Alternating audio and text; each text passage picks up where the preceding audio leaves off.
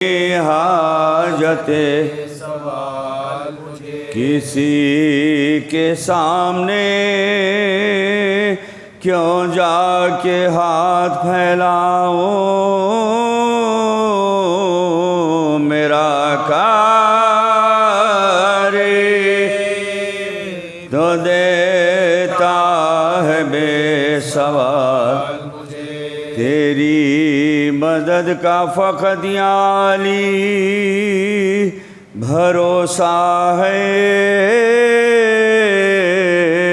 کسی کی آس نہیں وقت حسین کہتے تھے پشت فرس سے گرتا ہوں مدد کا وقت ہے بے کسی سنبھال حسین کہتے تھے پروردگار رہیو گواہ کہ قتل کرتے ہیں ناحق کے بعد خسار اندھیری قبر میں مشکل انیس کو ہے بہت دکھا دو یا علی اب چاند سا جمال دکھا دو یا علی اب چاند سا جمال مجھے مثال بدر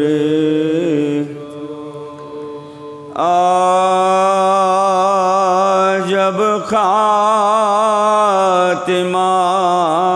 بخیر ہوا فوج شاہ کا کوثر با قافلہ گیا پیاسی سپاہ کا گھر لٹ گیا جناب رسالت پناہ کا خاک اڑئی اتحاد یہ بھائی تینے رفیق نا وہ نور عین تھے دو بہنیں رونے والی دیا دو بہنیں رونے والی دیا ہم سب کے بعد خلق سے جانے کو رہ گئے سر پیٹنے کو اشک بہانے کو رہ گئے اس نوجوان کا داغ اٹھا اس نوجوان کا داغ اٹھا پیری میں ٹھوکریں کھانے کو رہ گئے بیٹا کہاں خبر جو دم انتقال اتنا نہیں کوئی کے گرو اتنا نہیں کوئی کے گرو عباس نامدار ترائی سے اٹھ کے آ پھکتا ہے قلب جل رہے ہیں سب جگر کے گھاؤ چھڑکو میری ذرا بجو پانی کہیں سے پا چلتے ہوئے ادا مسافر سے ملتے جا غفلت کی تم کو نیند ہے شبیر کیا کرے میری طرح کسی کو نہ بے کس خدا کرے میری طرح کسی کو نہ بے کس خدا کرے چلایا فوج کو پسرے ساد نہ بیکار لو گھیر لو حسین کو سب مل کے ایک بار پلٹے پرے سواروں کے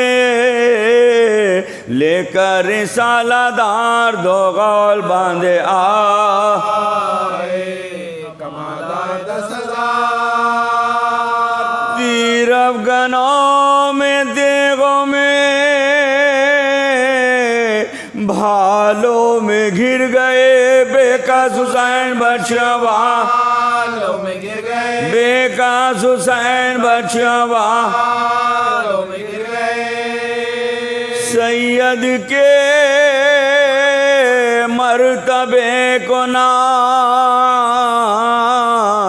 جانا ہزار ہے تیروں سے صدر پاک کو چھانا ہزار ہے شان تھے ناوکوں کا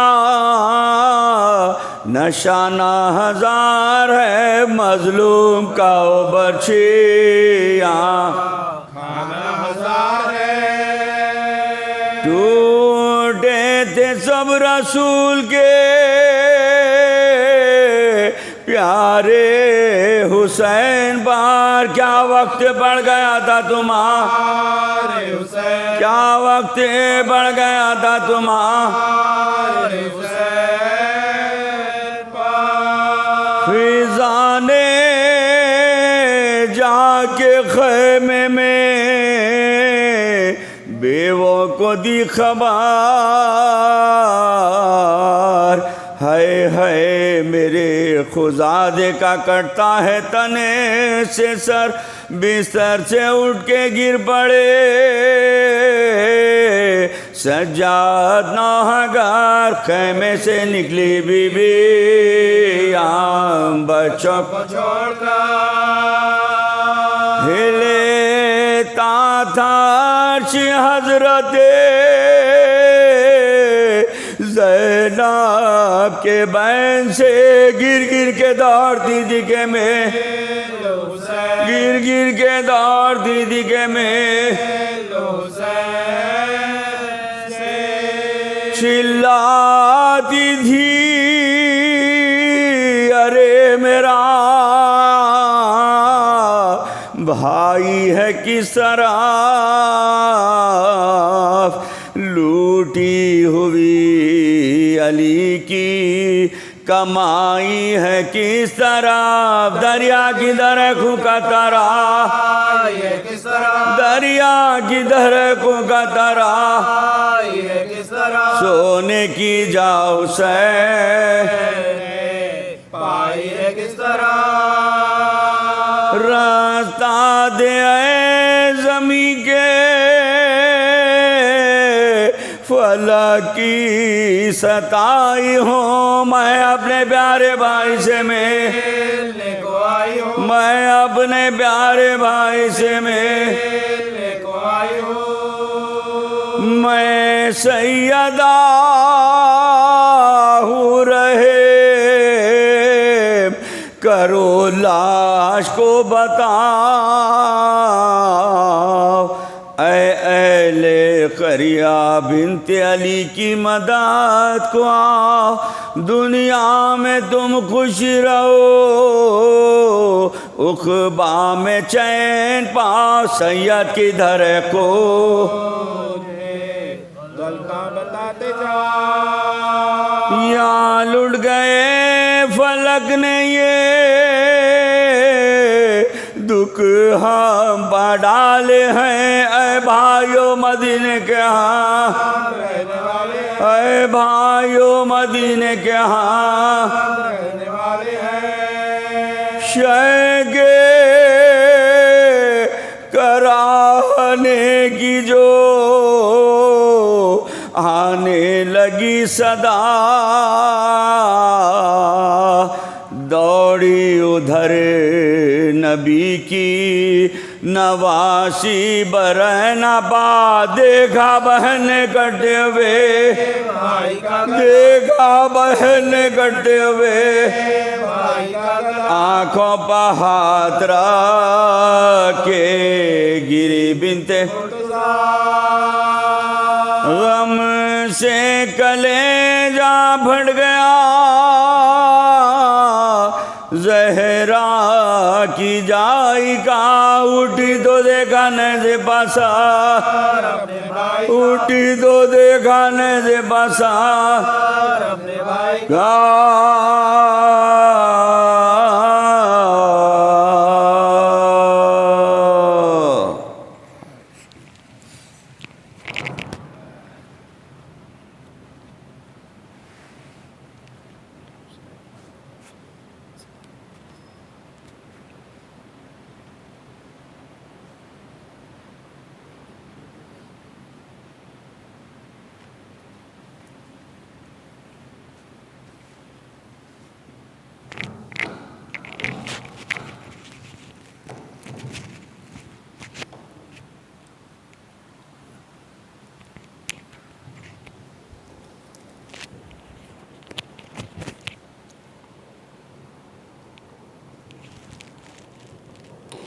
رحم اللہ من قرأ الفاتحہ.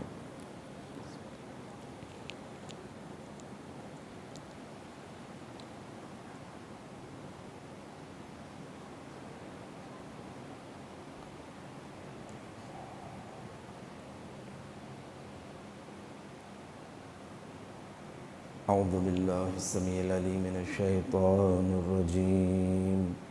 بسم اللہ الرحمن الرحیم. الحمد للہ رب العالمین.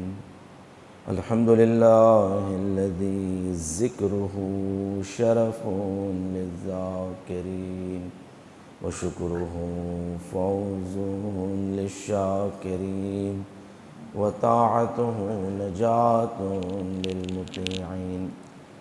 ثم الصلاة والسلام والتحیۃ والاکرام علی اشرف الانبیاء والمرسلین وخاتم النبیین ورحمۃ للعالمین جد الحسن والحسین بالقاسم محمد وعلى أهل بيته الطيبين الطاهرين المعصومين المظلومين سيما بقية الله في الأرضين الإمام الثاني عشر المهدي المنتظر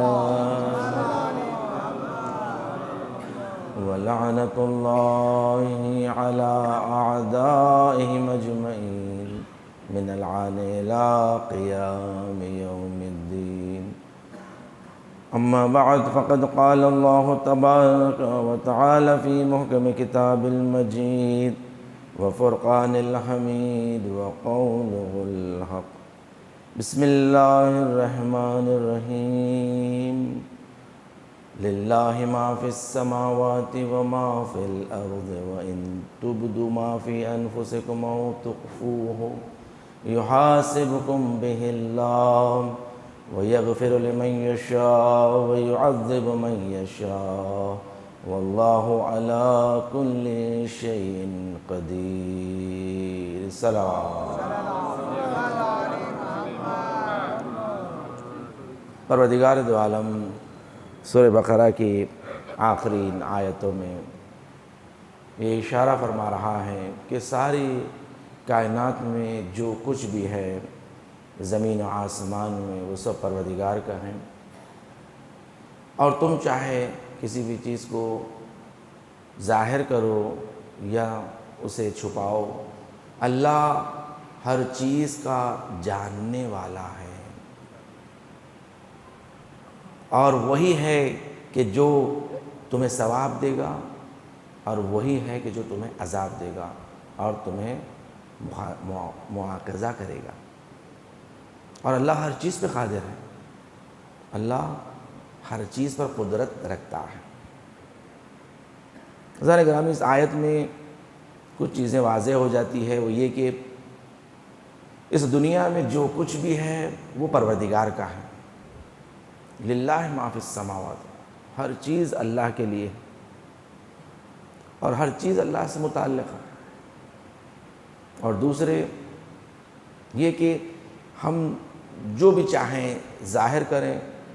اظہار کریں، یا جو بھی چاہیں ہم اپنے باطن میں رکھیں، اللہ علیم ہے، اللہ جاننے والا ہے، وہ ہر چیز کا جاننے والا ہے، اس کے پاس کوئی چیز چھپی ہوئی نہیں ہے۔ اور تیسرے یہ کہ اللہ ہر وہ چیز چاہے وہ ظاہر کریں یا چھپا کر رکھیں، اس کا حساب کرنے والا پروردگار ہے اور حساب لے گا۔ پروردگار نے اس آیت میں واضح کر دیا، حساب لے گا، جو چاہے وہ تمہاری نیتوں میں پوشیدہ بھی کیوں نہ ہو، اللہ حساب لے گا، اس کا حساب کرے گا اس کا بھی۔ اور اللہ ہر شے پر قدرت رکھتا ہے۔ عزیزان گرامی دیکھیں، مجالس ایصال ثواب جو ہم برپا کرتے ہیں، کس قدر اس کا اجر و ثواب ہے، کس قدر اہمیت ہے۔ یہ وہ مجالس ہے کہ جس کے لیے حبیب ابن مظاہر اس کی تمنا کرتے ہیں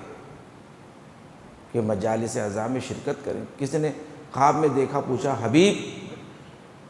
یہ بتاؤ کہ اللہ نے تمہیں وہ درجہ عطا کیا، وہ مقام عطا کیا کہ اللہ کے حبیب کو خط لکھ کر حسین نے بلایا اور تمہیں وہ مقام و منزلت عطا ہوئی کہ تمہیں روضہ حسین میں حسین کے بالکل قریب جداگانہ علیحدہ تمہاری قبر بنی، تمہارا روضہ بنا، تمہارے مرقد بنی کہ لوگ جب بھی زیارت حسین کو جاتے ہیں تو حبیب کی زیارت بھی کرتے ہیں۔ حبیب تمہیں یہ مقام ملا۔ سارے شہداء گنج شہداء میں، مگر حبیب کو جداگانہ قبر نصیب ہوئی، کیونکہ چوتھے امام نے مشخص کیا تھا نا کہ کس کی خبریں کہاں ہونی چاہیے۔ امام آئے اور امام آنے کے بعد ساری خبریں ملی کہ حبیب تمہیں وہ رتبہ ملا، مقام ملا کہ جسے علی کی بیٹی نے سلام بھیجا، حبیب اتنا بڑا رتبہ، بتاؤ کوئی تمہاری تمنا رہ گئی ہو؟ تو حبیب نے کہا ہاں میری تمنا ہے، وہ یہ کہ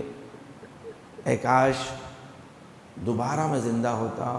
اور مجالس حسین میں شرکت کرتا۔ جب میں ثواب دیکھتا ہوں، جو اجر و ثواب میں دیکھتا ہوں مجالس حسین کا، اس لیے جو روایتوں میں آیا ہے نا کہ جو مجالس حسین میں شرکت کرتا ہے، جو روتا ہے، گریہ کرتا ہے، اللہ انہیں شہداء کربلا کے ساتھ محشر کرتا۔ کس قدر رتبہ، یعنی کچھ نہ کر کے شہداء کربلا کے ساتھ ہو جانا، کچھ نہ کر کے۔ اگر فرض کریں ابھی آج کے زمانے میں آپ تصور لے لیں، جو لوگ لبنان میں ہیں، جو لوگ غزہ میں ہیں، جو اتنی میزائلیں گر رہے ہیں، اتنے بم گر رہے ہیں، اور کوئی ایسا نہیں ہے کہ جس کے خاندان میں، جس کے نسل میں کوئی نہ مرا ہو، ہر روز مر رہے ہیں، بلکہ شہر کا شہر قبرستان بن چکا ہے اس 1 سال کے عرصے میں۔ لبنان بھی اس میں گرفتار ہو چکا ہے۔ تو آپ بتائیں گے اگر کوئی یہ کہے کہ ہم یہاں بیٹھ کے ان کے ساتھ ہیں،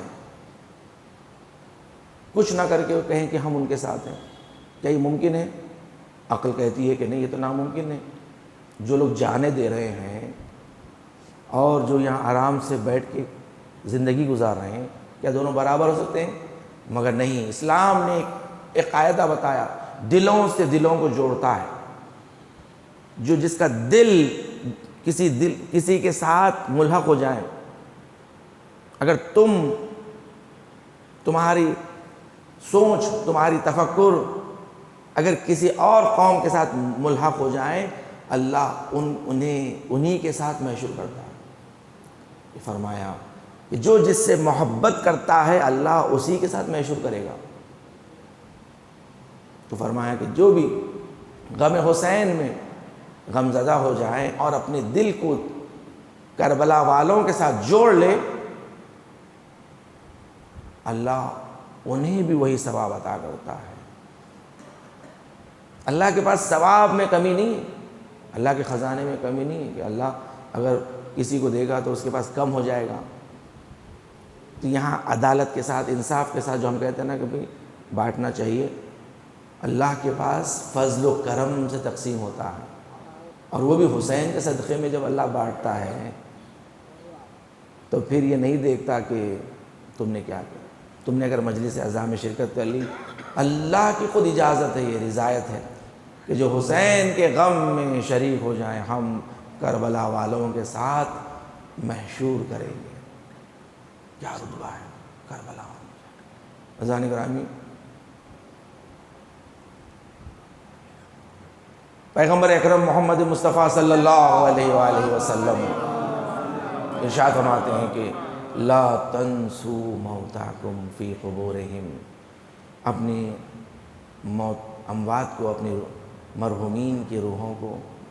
فراموش نہ کر دو ان کی قبروں میں۔ موتاکم یرجون احسانکم، تمہاری اموات تم سے احسان چاہتی ہے، نیکی چاہتی ہے، ان کے نیکی کرو، احسان کرو۔ وموتاکم محبوسون فی قبورہم یرغبون فی اعمالکم البر، دیکھو یاد رکھو تمہاری اموات جو ہے نا، وہ لوگ قبروں میں محبوس، حبس، گرفتار ہے، وہ قبر میں اپنی برزخ میں گرفتار ہے، محبوس ہے، وہ وہاں سے نکل نہیں سکتے۔ جیسے اجازت ملتی ہے جب نکلتے ہیں، اس لیے کہتے ہیں کہ اللہ ہر مومن کو اس کے رتبے کے حساب سے اجازت دیتا ہے، ہر مومن کو اس کے رتبے کے ساتھ، اس کے اعمال کے حساب سے اسے اجازت ملتی ہے۔ جیسے شہداء کے لیے اللہ کے خاص مقام ہے، اللہ نے کہا کہ انہیں تو مردہ بھی مت سمجھو، زندہ ہے، وہ تمہارے درمیان زندگی کر رہے ہیں۔ شہداء یعنی رزق بھی پا رہے ہیں، تمہارے پاس آ رہے ہیں جا رہے ہیں، شہداء کی پوری نظر ہے۔ شہداء کا یہ رتبہ ہے، اور خاص مومنین کے لیے رہتا ہے، جیسے بعض علماء ہیں، اولیاء خدا ہیں۔ اس لیے جیسے جو کہا جاتا ہے کہ جو قبروں پہ رات میں مت جاؤ، یہ عام مومنین کی قبروں کے لیے ہے، مگر اولیاء کی قبروں کے لیے، این معصومین کی قبروں کے لیے نہیں ہے ایسا۔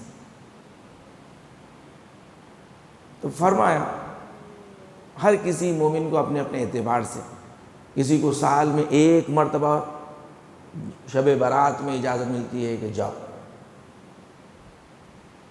کسی کو ہر شب جمعہ اجازت ملتی ہے، ہر جمعرات یا جمعے کا دن جیسا آیا ہے، جمعے کا دن تمہارے مرحومین کی، تمہارے والدین کی روحیں تمہارے گھروں پر آتی ہیں، اور گھر سے مراد یعنی اس آسمان پر مشرف ہوتی ہے کہ جس سے ان کو تمہارا گھر نظر آتا ہے، تم نظر آتے ہو جمعے کے دن۔ یہ آیا مومن کے دن۔ حضور فرماتے ہیں کہ دیکھو فراموش نہ کرو، محبوسون فی قبورہم یرغبون فی اعمالکم البر، کہ وہ رغبت رکھتے ہیں تمہارے نیک اعمال میں، اچھے اعمال، جو بھی تم کرتے ہو، مجالس میں جاتے ہو، بیٹھتے ہو، ذکر کرتے ہو، دعا پڑھتے ہو، اپنے مرحومین کو یاد رکھو، انہیں فراموش نہ کرو، انہیں بھی دعا میں یاد رکھو۔ اس کے بعد فرمایا اہدوا الی امواتکم الصدقۃ والدعاء، اور دیکھو یاد رکھو اپنے اموات کے لیے، اپنے مرحومین کے لیے ہدیہ بھیجتے رہو، دیتے رہو، اور وہ ہدیہ کیا ہونا چاہیے؟ صدقہ، ان کے لیے صدقات کرو، ان کے لیے دعا کرو، اب صدقات ایک وسیع موضوع ہے، صدقات میں انسان کیا کیا کر سکتا ہے، کیا کیا چیزیں صدقات حساب ہوتی ہیں۔ دعا بھی خود ایک مفصل موضوع ہے کہ دعاؤں میں کیا کیا چیزیں انسان مرحومین کے لیے کر سکتا ہے۔ معمولی سے معمولی کام جو انسان کر سکتا ہے، جو دعا کر سکتا ہے، وہ اپنے والدین کے لیے دعا جو قرآنی آیات ہے، اللہم اغفر لی ولوالدی وللمؤمنین یوم یقوم الحساب، اسے پڑھتے رہیں، اسے پڑھیں، بہترین ثواب۔ والدین کی جو مغفرت کی دعا قرآن میں آئی ہے، اللہم اغفر لی ولوالدی، دیکھیے مغفرت کی کتنی اہمیت ہے، یعنی قرآن سکھا رہا ہے اپنے مرحومین کے لیے مغفرت کے لیے دعا کرو، اپنے مرحومین، یعنی ہر مومن مغفرت کا طلبگار ہوتا ہے، مغفرت اسے مل، اور غفران الہی جسے ملتی ہے ان کے درجات بلند ہوتے جاتے ہیں، بلند ہوتے ہیں۔ غفران الہی ہر انسان اس کا مستحق، تو فرمایا کہ دعا کرو ان کے لیے، اور دعا کا بہترین ذریعہ یہی مجالس عزا ہے۔ ہم اپنے مرحومین کے لیے جو دعا جو برپا کرتے ہیں، در حقیقت میں مجالس اسی عنوان پہ آتی ہے کہ ہم جو مجالس عزا، ذکر اہل بیت کو جو پروردگار کو بہت پسند، اللہ اس ذکر کو پسند کرتا ہے کہ ان کا ذکر برپا ہو، اس لیے کہ ان کا ذکر اللہ کا ذکر ہے۔ اس لیے پیغمبر نے فرمایا کہ دیکھو زینوا مجالسکم بذکر علی ابن ابی طالب لأن ذکرہ ذکری ذکری ذکر اللہ، صلوات پڑھے محمد و آل محمد۔ کس قدر اہمیت ہے کہ روایت میں ہے کہ اگر کوئی شخص 1 درہم اپنے مرحومین کے لیے صدقہ کرے تو پروردگار 70,000 ملائکہ کو قبر میں نازل کرتا ہے، اور وہ ان کی قبر میں ہر ملک کے ہاتھ میں ایک تشت ہوتا ہے، اور اس تشت میں، اس ظرف میں برزخی نعمتیں، جنت کی نعمتیں ہوتی ہیں، نعمتوں سے بھری ہوئی 70,000 ملائکہ، ہر ملک کے ہاتھ میں ایک ایک تحفہ جنتی قبر میں نازل ہوتے ہیں، اور کہتے ہیں کہ یہ تمہارے فلاں شخص نے، تمہارے دوست نے، تمہارے جاننے والے نے تمہارے لیے یہ ہدیہ کیا ہے، یہ تحفہ بھیجا ہے، اور دینے والے کے لیے جس نے بھی خیرات کیا ہے، اللہ اس کے لیے جنت میں 1000 شہر بنائے گا۔ شہر گھر نہیں، شہر جیسے ایک شہر ہوتا ہے، اس طرح جنت میں 1000 شہر عطا کرے گا، 1000 درجے عطا کرے گا، 1000 حوری عطا کرے گا، 1000 حاجتیں اس کی پوری کرے گا۔ صلوات پڑھے محمد و آل محمد کی بارگاہ میں۔ کس قدر اہمیت ہے کہ مرحومین کے لیے صدقے کا نکالنا، خیرات کا کرنا۔ اور یاد رکھیے پروردگار جب ثواب دیتا ہے تو یہ نہیں دیکھتا کہ اس ثواب میں ایک مومن کے لیے کیا جائے یا